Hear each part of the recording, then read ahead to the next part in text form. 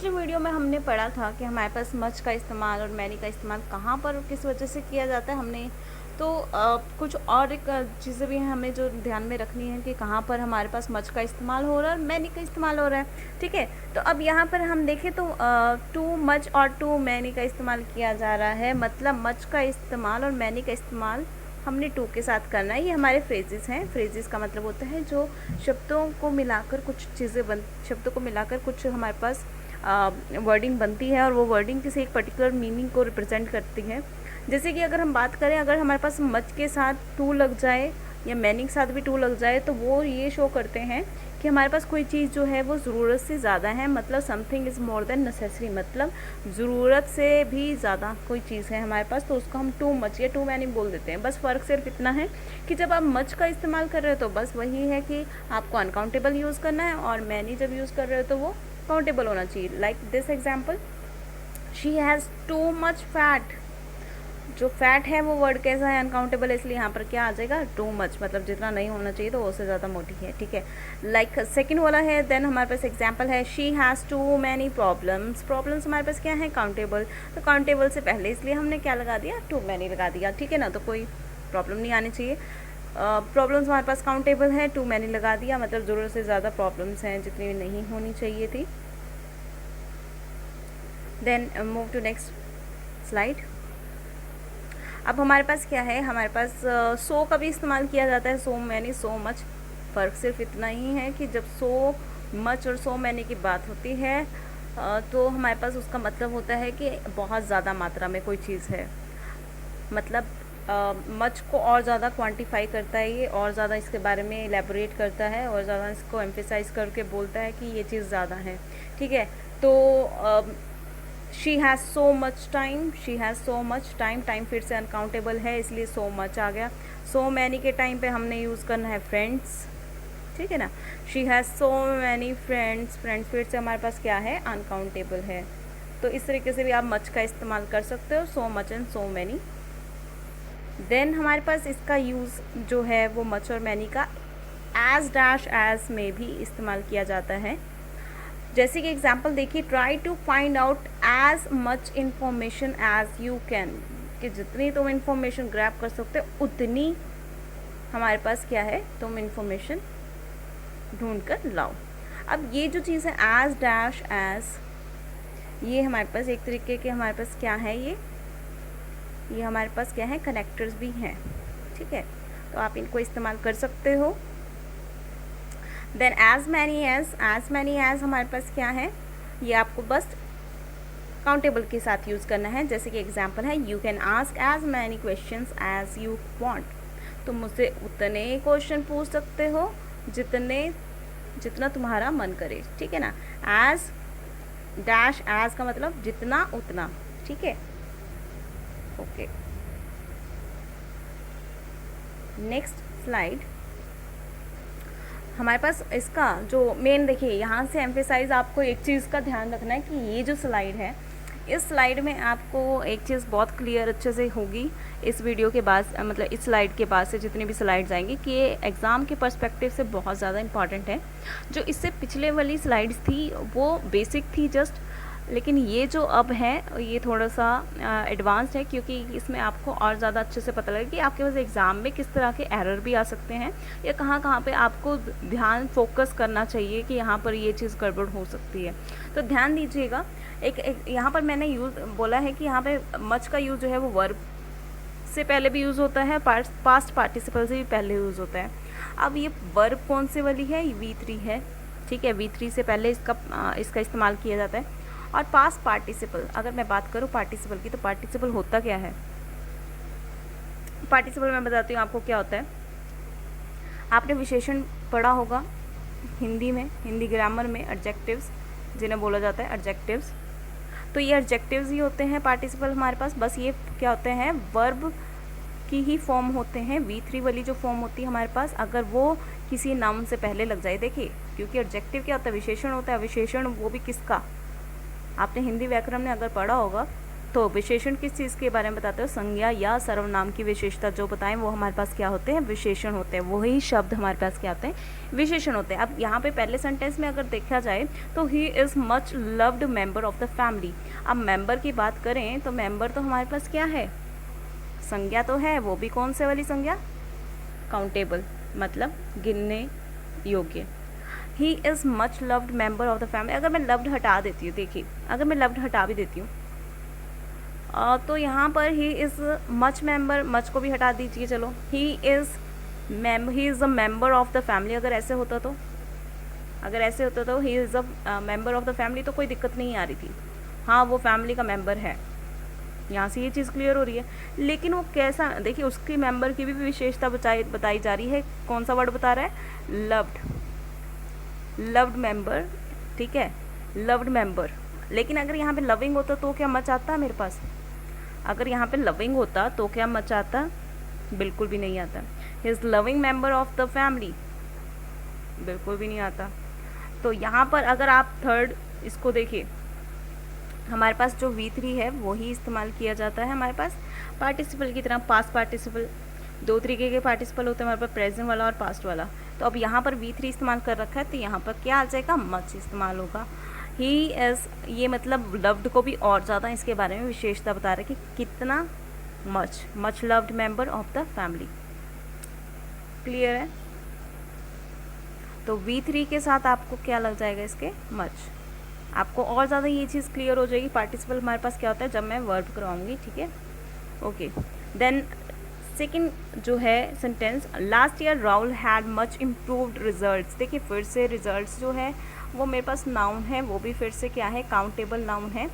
तो अगर आप इसको देख के बोलोगे कि हमारे पास ये तो काउंटेबल है तो यहाँ पे मैनी तो नहीं आ सकता ना बिल्कुल भी, क्योंकि इम्प्रूव की बात हो रही है, वो भी किसके? पास्ट ईयर से रिलेटेड है बात। तो वो क्या बता रहा है कि रिजल्ट्स के बारे में बता रहा है, रिजल्ट की विशेषता बता रहा है, इम्प्रूव्ड वर्ड्स। तो ये है हमारे पास V3 है। V3 मतलब वर्ब की थर्ड फॉर्म, जो कि हमारे पास ED और ED एंडेड वर्ड्स होते हैं, मतलब ED उनके आखिर में लगा होता है उन शब्दों के, और EN भी लगा होता है कई बार कुछ शब्दों के, ठीक है। तो अब मेरे पास V3 की फॉर्मेट में हमारे पास क्या लग जाएगा? नाउन से पहले लग जाएगा, मतलब संज्ञा से पहले लग जाएगा। जैसे यहाँ पे रिजल्ट से पहले लगा हुआ है इम्प्रूव्ड, और इससे भी पहले हमारे पास क्या लग गया? मच, ठीक है। इस चीज़ को ध्यान में रखिएगा कि जब भी आपके पास कभी V3 लगा हो और यहाँ पे अगर आपके पास कुछ और लगा रखा है, यहाँ पे जैसे मैनी लगा रखा है, तो वो आपका क्या हो जाएगा? गलत हो जाएगा, ठीक है। अगर यहाँ पे लविंग भी होगा तब भी वो भी गलत हो जाएगा, ये ध्यान रखिएगा। Then sometimes much is also use before comparative and superlative adjectives, ठीक है ना। तो मच का यूज़ जो है कई बार हम कंपैरेटिव और सुपरलेटिव एडजेक्टिव से पहले भी करते हैं। अब मच जो है हमारे पास जब हम कंपैरिजन करते हैं किसी के साथ, जो हम शब्द इस्तेमाल करते हैं, like she is better than I, ठीक है। बेटर ना, बेटर वर्ड कैसा है? कंपैरिजन करने के लिए इस्तेमाल होता है। कंपेयर करते हैं जब हम, तो दो इंसानों की रिक्वायरमेंट होती है, दो चीज़ों के बीच में ही कंपैरिजन होता है। लेकिन अगर हम सुपरलेटिव की बात करें तो सुपरलेटिव में भी कंपैरिजन होता है, लेकिन वो कंपैरिजन कैसा होता है? किसी एक चीज़ का पूरे ग्रुप के साथ, या किसी एक इंसान का पूरे एक स्टूडेंट का पूरे क्लास के साथ वो होता है, कंपैरिजन होता है। तो इसके अंदर ये थोड़ा सा चेंज रहता है। तो कंपैरेटिव में हमेशा दो की रिक्वायरमेंट होती है। तो इसमें आपने देखा होगा ER एंडेड वर्ड्स भी होते हैं। कंपैरेटिव में मेरे पास क्या होते हैं? ER एंडेड वर्ड्स होते हैं, like better, she is faster, ठीक है ना। तो मोर इंटेलिजेंट, मोर का भी इस्तेमाल किया जाता है कंपैरेटिव सेंटेंसेस में। देन सुपरलेटिव में हमारे पास क्या हो जाता है? EST लगा होता है लास्ट में, लाइक बेस्ट, और क्या आ सकता है? मोस्ट भी यूज़ होता है इसमें, मोस्ट का यूज़ होता है वर्ड से पहले। मतलब सुपरलेटिव डिग्रीज में आता है वो शब्द जो कि सिर्फ एक ही इंसान हो सकता है, कोई और नहीं हो सकता उस जैसा। लाइक बेस्ट जो है वो पूरी क्लास में कोई एक ही होगा, ठीक है। नॉट और की बहुत सारे भी हो सकते हैं, लेकिन अगर नॉर्मली बात की जाए तो सुपरलेटिव डिग्री किसी एक के लिए इस्तेमाल की जाती है। ये आपको वो ऑब्जेक्टिव्स में क्लियर हो जाएगा। अभी फ़िलहाल के लिए आपको ये ध्यान में रखना है कि मच का इस्तेमाल जो है कंपैरेटिव और सुपरलेटिव ऑब्जेक्टिव्स के साथ किया जाता है। जैसे कि आप एग्जाम्पल देखिए, जैसे यहाँ पर ईजियर का इस्तेमाल कर रखा है, मेरा ईजियर, इसमें ईजियर का इस्तेमाल कर रखा है। तो इसमें जो ईजियर है वर्ड, वो एक कंपैरेटिव वर्ड है, और इससे पहले हमने क्या यूज़ कर रखा है, मच। एक चीज़ यहाँ से ये भी क्लियर हो जाती है कि ये जो वॉज लगा हुआ था, एग्ज़ाम वॉज जो है सिंगुलर है, सिंगुलर के लिए इस्तेमाल किया जाता है, एक वचन के लिए इस्तेमाल किया जाता है, तो यहाँ पर मच आ गया है तो वही कोई दिक्कत नहीं है। The exam was much easier, यहाँ पर ये एक एडवर्ब की तरह इस्तेमाल किया जा रहा है, much easier than I had expected. Clear है। और I would prefer to be alone, I would much prefer to be alone. देखिए अगर आप मच हटा भी दे तो भी कोई दिक्कत नहीं आने वाली, बस फ़र्क सिर्फ इतना है कि ये उस चीज़ को और ज़्यादा एम्फेसाइज करके हम उस बात को बोल रहे हैं, ठीक है। The exam was much easier than I had expected, I would much prefer to be alone. अगर आपको कहीं पर भी ऐसे सेंटेंस मिले तो इसका मतलब ये नहीं कि वो गलत है, ये बिल्कुल सही है, ठीक है। क्योंकि कंपैरेटिव, देखिए यहाँ पे अगर मैं बात करूँ कंपैरेटिव और सुपरलेटिव, अगर यहाँ पे पॉजिटिव डिग्री होती तो एक तो कंपैरेटिव डिग्री होती है, एक सुपरलेटिव होती है, एक पॉजिटिव डिग्री होती है, जहाँ पर बात करते हैं जैसे कि हमारे पास होता है गुड, बेटर, बेस्ट, है ना। पॉजिटिव में होता है गुड, कंपैरेटिव में होता है बेटर, और इसमें होता है बेस्ट, है ना। सुपरलेटिव में बेस्ट होता है। तो अगर हम पॉजिटिव की बात करें जैसे कि गुड की बात करें, तो अगर मैं यहाँ पर ईजियर की जगह मैं यूज़ करती ईजी, ठीक है। अगर मैं यहाँ पर ईजियर की जगह ईजी यूज़ करती तो यहाँ पर ये मच का यूसेज बिल्कुल नहीं होता, और ऊपर से ये देन का यूज़ तो होता ही ना, क्योंकि फिर कंपैरिजन कहाँ से हो रहा है, किसी भी चीज़ का नहीं हो रहा कंपैरिजन, ठीक है। तो यहाँ पर हमारे पास ये चीज़ें आ सकती हैं, मच का यूज़ बिफोर कंपैरेटिव और सुपरलेटिव डिग्री हो सकता है।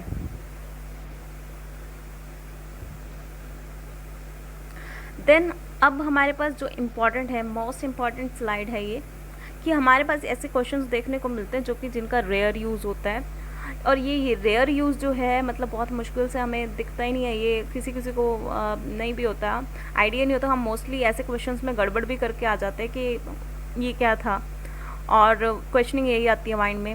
लेकिन इसका यूसेज जो है वो न्यूज़पेपर में बहुत बार किया जाता है कि मैनी जो है, जो कि एक प्लूरल के लिए इस्तेमाल किया जाने वाला शब्द है, वो इस्तेमाल किया जाता है अ और एन के साथ, जो कि सिंगुलर के लिए इस्तेमाल किया जाता है। तो ये ऐसी गड़बड़ें जब आती हैं सामने तो कन्फ्यूज़न हो जाती है कि ये भी आ रहा है, ये भी आ रहा है, तो हम वर्ब का कैसे इस्तेमाल करें, वर्ब कौन सी होनी चाहिए।